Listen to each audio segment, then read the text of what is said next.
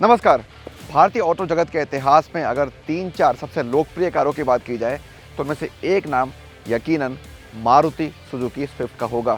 तकरीबन 20 सालों से बिक्री पर है, 30 लाख से ज़्यादा कारें बिक चुकी हैं और इसकी लोकप्रियता की कोई सीमा नहीं है। इसका जलवा हमेशा की तरह बरकरार रहा है। अब मारुति ने बिल्कुल नई जनरेशन में कार को पेश कर दिया है। बहुत कुछ बदला है। लुक्स देखें, फीचर्स की बात करें, इंजन बिल्कुल नया डाल दिया है, तो हर तरह से कार में बदलाव किए गए हैं। लेकिन आज के ज़माने में स्विफ्ट कितनी अहम रह गई है बायर्स के लिए, ये जानने की कोशिश करेंगे। क्या आज के ज़माने में आपको इस कार के बारे में सोचना चाहिए? क्या ये पैसा वसूल पेशकश अभी भी है पहले की तरह? सारे सवालों के जवाब आज के इस वीडियो में कार एंड बाइक हिंदी पर। लेकिन आगे बढ़ने से पहले अगर आपने अभी तक इस चैनल को सब्सक्राइब नहीं किया तो इसी वक्त कर लें, बेल आइकन भी दबा दें ताकि हम मिलते रहें और आपके लिए भारतीय ऑटो जगत की सारी खबरें लगातार लाते रहें। चलिए शुरू करते हैं डिज़ाइन के साथ। और मुझे लगता है कि पहले के मुकाबले स्विफ्ट के लुक्स में एक अच्छा बदलाव हुआ है। पहले से ज़्यादा आकर्षक लगती है ये कार, इसको आप जिस भी एंगल से देखें। और ख़ासतौर से इस डुअल टोन कॉम्बिनेशन में इसका लुक और भी ज़्यादा स्पोर्टी दिखता है। आपको इसके सी पिलर्स के हैंडल्स तो याद होंगे जो यहाँ पे लगे थे। बहुत बढ़िया काम किया है कंपनी ने, उनको वहाँ से हटा दिया है और वापस अपने कन्वेंशनल पोजीशन में लाके छोड़ दिया है। ये ज़्यादा प्रैक्टिकल चीज़ है कार के साथ जो उन्होंने की है।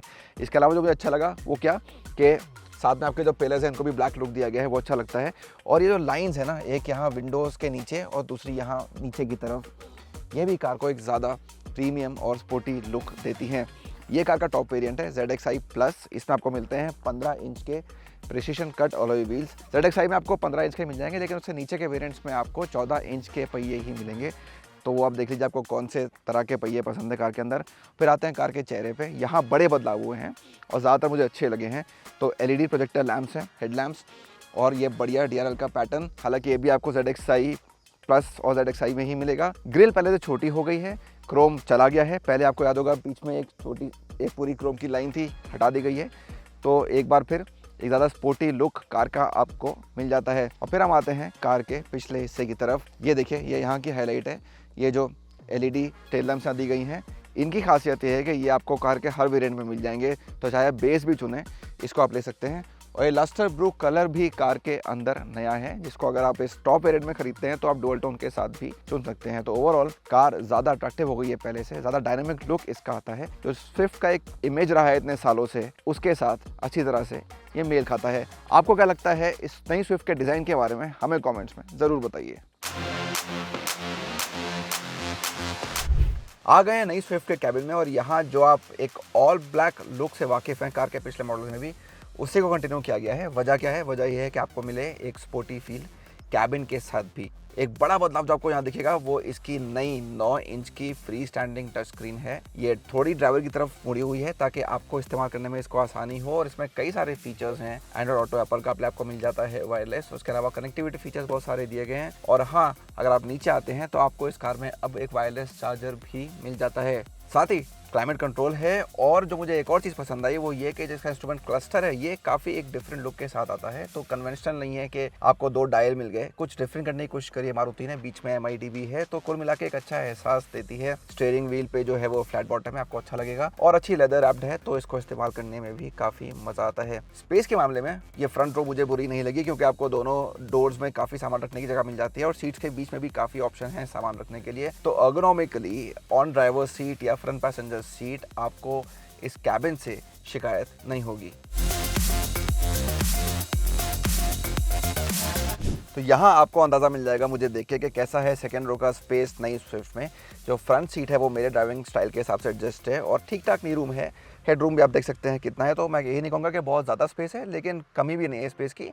एवरेज टाइप का स्पेस आपको यहाँ मिल जाता है। जो सीट है ये बहुत ज़्यादा सॉफ्ट नहीं है, थोड़ी सी सख्त है। ये हमें शिकायत रही है मारुति की गाड़ियों से, स्पेशली इस सेगमेंट में। आप बलेनो को भी देखें, जो सेकंड रो की सीट है उसमें थोड़ा बेहतर कंफर्ट कंपनी देने की कोशिश कर सकती है। शायद इसमें भी सुधार की गुंजाइश है। तो अच्छी बात है वो ये है कि आपको तीनों पैसेंजर्स के लिए सीट बेल्ट मिल जाती हैं 3 पॉइंट, और 2 पैसेंजर्स के लिए आपको एडजस्टेबल हेडरेस्ट मिल जाते हैं। और अब कंपनी ने कार के अंदर आपको रेयर AC वेंट्स भी दे दिए हैं। हालांकि मेरे हिसाब से यहाँ 3 लोग एक साथ बैठेंगे तो थोड़ी सी प्रॉब्लम हो सकती है आराम की, क्योंकि बीच में जो ये टनल है ये भी काफ़ी उठा हुआ है। थोड़ी हैरानी की बात है मैनुअल कार को देखते हुए कि ऐसा क्यों किया गया है इस कार के साथ।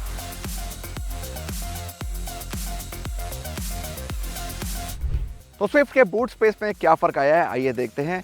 मामूली सा बदलाव है, हल्का सा कम हो गया है। अब आपको मिलता है 265 लीटर का बूट स्पेस, ठीक ठाक है सेगमेंट के हिसाब से। और अच्छी बात है कि जो लोडिंग लिप है इसका, ये पहले से थोड़ा नीचे हो गया है, पहले हल्का सा ऊपर था, तो सामान रखना इसमें पहले से थोड़ा ज़्यादा आसान हो गया है।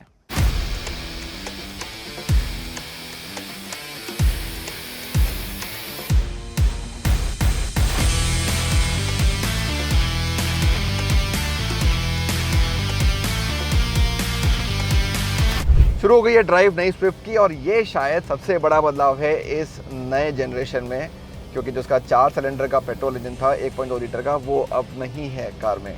अब इसको मिल गया है एक बिल्कुल नया 1.2 लीटर का ही 3 सिलेंडर पेट्रोल इंजन, 1 सिलेंडर कम हो गया है।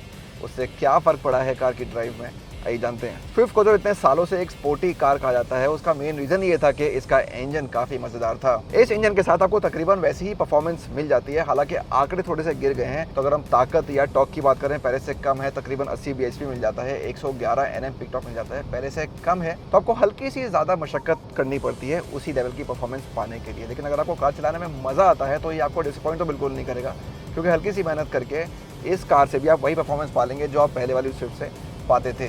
इस नए इंजन के पीछे एक अहम रीज़न ये है कि कंपनी चाहती है आपको पहले से बेहतर माइलेज दे। 1 सिलेंडर कम होने की वजह से वो फ़ायदा हो गया है। तो अब दावा ये है कि आपको मैनुअल हो या ऑटोमेटिक 24 से 25 किलोमीटर पर लीटर के आसपास आपको इसमें माइलेज मिल जाएगा। वाकई में बहुत ही शानदार आंकड़ा है, और इसी वजह से कंपनी ने ये भी फैसला लिया है कि इस कार में कई दूसरी कार्स की तरह एक माइल्ड हाइब्रिड सिस्टम देने की ज़रूरत नहीं है। तो यहाँ पे बैटरी नहीं लगाई गई है, जिससे थोड़ा और एक्स्ट्रा माइलेज आपको मिल जाता है। हाँ, एक स्टार्ट स्टॉप सिस्टम ज़रूर है जो हल्का सा आपका मदद कर देता है थोड़ा और एफिशिएंसी को बेटर करने में। मैं फ़िलहाल कार का मैनुअल मॉडल चला रहा हूँ, और हमेशा से मज़ा ही मैनुअल चलाने में आया है, क्योंकि एक स्पोर्टी जो कैरेक्टर है वो मैनुअल के साथ ही आपको मिलता है। तो अच्छी बात यह है कि छोटे थ्रोज़ हैं और बढ़िया तरीके से गियर बदल जाते हैं, फटाफट बदल जाते हैं, जैसे आप चाहते हैं वैसे हो जाता है। तो उस मामले में आपको परेशानी नहीं होती है। तो कुल मिला के जब इंजन और गियरबॉक्स साथ में आते हैं तो एज ए ड्राइवर आपको कॉम्बिनेशन काफ़ी पसंद आता है।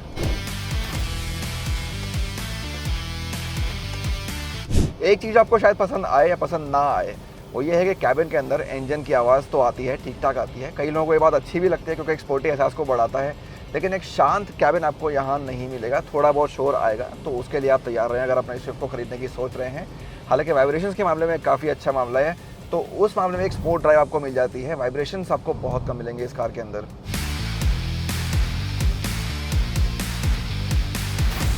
और डायनेमिक्स के मामले में भी काफ़ी अच्छी है नई स्विफ्ट। 4 मीटर से छोटी कार है, कॉम्पैक्ट डायमेंशंस हैं, तो हैंडलिंग काफ़ी बढ़िया मिल जाती है।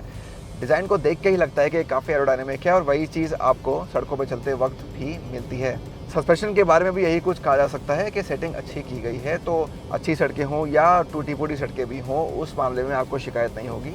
एक ठीक-ठाक आपको सवारी यहाँ मिल जाएगी, अपने लिए भी, अपनी फैमिली के लिए भी। और एक और अच्छी बात है इसकी स्टीयरिंग व्हील, दूसरी गाड़ियों के मुकाबले बहुत ज़्यादा हल्की नहीं है, एक अच्छा वज़न है इसमें। तो चलाने में, लेन बदलने में, इसको इस्तेमाल करने में एक आप इन्वॉल्वमेंट फ़ील करते हैं, जो आपके एक्सपीरियंस को और भी बेहतर बना देता है। तो ये कहना बिल्कुल भी गलत नहीं होगा कि अगर आप कार चलाना पसंद करते हैं तो स्विफ्ट की ड्राइवर सीट आपको इस नए वर्जन में भी पसंद आने वाली है।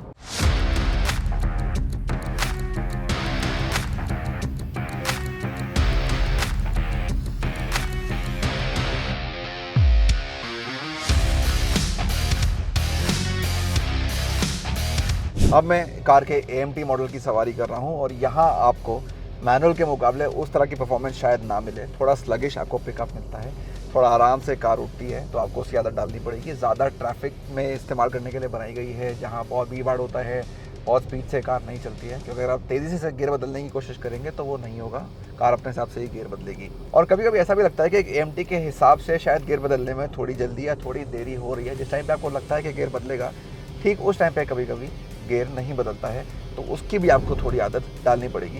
ये स्विफ्ट, AMT या AGS में, जैसे मारुति इसको बोलती है। तो अगर वो स्विफ्ट वाला स्पोर्टी एहसास आपको चाहिए, तो मैं तो यही कहूँगा कि आप मैनुअल कार को ही चुनें, उसको चलाने में आपको ज़्यादा मज़ा आएगा।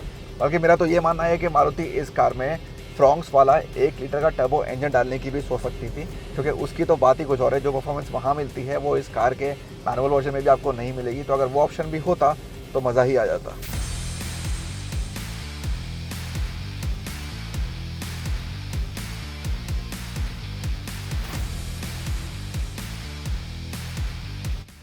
बहुत अहम है सेफ्टी फीचर। इस मामले में स्विफ्ट वाकई में इंप्रेस करती है और ज़्यादातर फीचर्स कंपनी ने बेस वेरिएंट से ही दे दिए हैं, जो मुझे बहुत पसंद आया इस नई कार के बारे में, क्योंकि मारुति के बारे में हमेशा सवाल उठते हैं कि सेफ्टी के लिए ज़्यादा नहीं करती है। तो इस कार में आपको मिल जाते हैं 6 एयरबैग्स स्टैंडर्ड हर वेरिएंट पे, बहुत अच्छी बात है। ABS with EBD, hill hold, isofix side seat mounts, सब कुछ आपको सारे वेरिएंट्स पे मिल जाएगा। बहुत ही इंप्रेसिव बात मुझे लगी। हाँ, इसका फिलहाल कोई भारत में या ग्लोबल एनकैप ने क्रैश टेस्ट तो नहीं किया है। आपके सवाल भी होंगे कि क्रैश टेस्ट कब होगा, या रेटिंग कैसी होगी, या बॉडी की स्टेबिलिटी कैसी है। तो कंपनी का ये दावा है कि इसमें अच्छा हाई स्ट्रेंथ स्टील का इस्तेमाल किया गया है, लेकिन हमें इंतजार रहेगा क्रैश टेस्ट का। जापान में इसका टेस्ट हुआ था, वहाँ इसको 4 स्टार्स मिले थे, लेकिन वहाँ इसमें ADAS फीचर्स भी मिलते हैं। तो शायद कंपेयर करना बिल्कुल ठीक नहीं रहेगा कि शायद वही सेम रेटिंग यहाँ मिले कि ना मिले इस कार को, वो देखने वाली बात होगी। तो हमें उम्मीद है कि जल्दी इसका भारत एनकैप टेस्ट होगा और आपके लिए हम इसके नतीजे लेकर आएंगे। कीमतों की बात कर लेते हैं। करीब 6.5 लाख रुपए से शुरू होती है नई स्विफ्ट, जो पहले से थोड़ा ज़्यादा है, और इसकी कीमतें हाल ही में बढ़ी थी पुराने मॉडल की भी। तो अगर आप कंपेयर करें 6 महीने पुरानी कीमतों से, तो काफ़ी बड़ा फ़र्क आ गया है, जो शायद ठीक नहीं किया मारुति ने, क्योंकि थोड़ी महंगी हो गई है। इसकी वजह से कंपटीशन भी इसके लिए ज़्यादा मुश्किल हो जाएगा अब। तो करीब 6.5 लाख रुपए से लेके 9,65,000 रुपए एक शोरूम तक इसका प्राइस है, जो मुझे लगता है थोड़ा सा ज़्यादा हो गया इस कार के सेगमेंट और इसके फीचर्स को देखते हुए। और एक शोरूम है तो ऑन रोड कीमत और भी ज़्यादा होगी नई स्विफ्ट की। अपने लंबे सफर में मारुति सुजुकी स्विफ्ट ने हमेशा ही अपने लिए एक खास पहचान बनाई है। इस नए मॉडल के साथ भी कार वही करते हुए दिखती है, खास तौर से इसकी डिज़ाइन और इसके चलने के तरीके को देखते हुए, क्योंकि ड्राइवेबिलिटी में कोई फ़र्क नहीं आया है। अभी भी एक मज़ेदार ड्राइव आपको ये कार देती है, साथ में माइलेज भी बढ़ गया है, तो आकर्षण और भी ज़्यादा बढ़ गया है।